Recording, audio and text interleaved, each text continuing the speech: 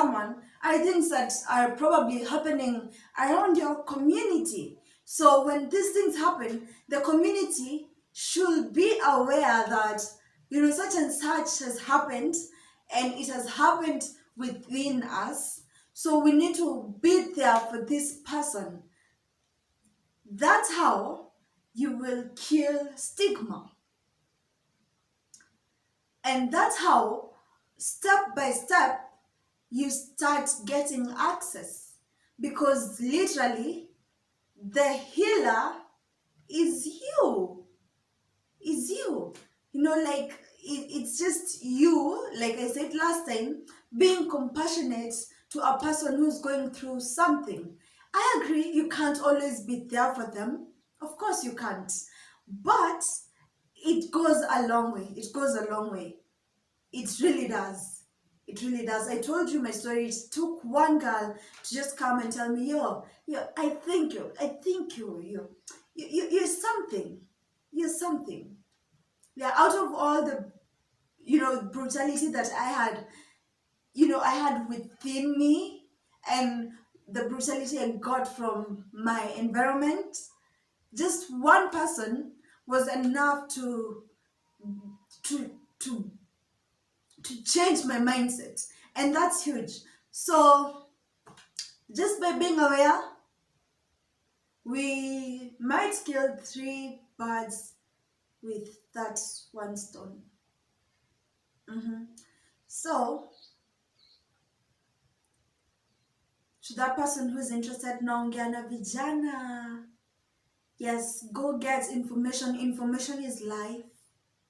Go get informed and talk about these things. Tell them it's okay to be sad. Have groups, uh, have groups that people can go and, just have a sharing session. And all this is going to be done within your community, such that, say a girl from your community or a boy is sexually assaulted, the community will be there to support her, and that will go a long way. Not stigmatize. Say there is a drug addict in your community, they will not blame and shame this person. They will all approach this person with concern and compassion. Yeah. Do you know stigma is literally like disgrace? So I am not feeling okay. I am so sick of this feeling. It makes me depressed. And community or just the people around me, wakisikia this girl is depressed, they start thinking, oh, you're crazy, or you have issues. Who doesn't have issues? Mental health is way complex than that, and we need Jesus in this. I have seen people who have been at the front line in fighting this thing give up because they just get tired, because they feel like they talk about it but nobody really understands. But understanding just means being compassionate.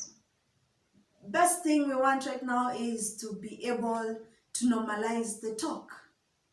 Normalize the talk. Normalize the I am sad talk. I am not feeling okay today talk. That doesn't mean that I'm boring, or that I whine too much, or that I'm about to die. No, no, no, no, no. It doesn't mean that. It simply means I am not okay. And it happens. You are not okay yesterday. So tell me about it. Tell me about your yesterday. It will give me strength for tomorrow. Sometimes I'm sad and I'm like, no, nobody will understand. We get those feelings like, okay, yeah, I may talk, but nobody understands. But sometimes when you talk, it actually does help. So when you are aware kama vijana and we kubali this thing, we will face it with power, and people will no longer die because they felt like no one was there to listen and no one would understand. We will help them have a journey in self-discovery. And that's the thing with mental health. Like I said, the brain is selfish and the heart is personal. So when you talk mental health, is it's more complex than this talk, but it can be dealt with in very easy steps. And what does it hard to show some love? What does it hard to show some love? I have been your host, Rachel Wamucii.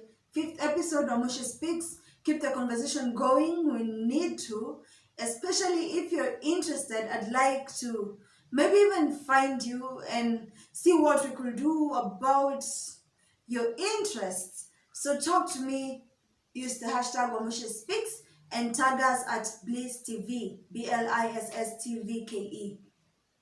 Thank you very much.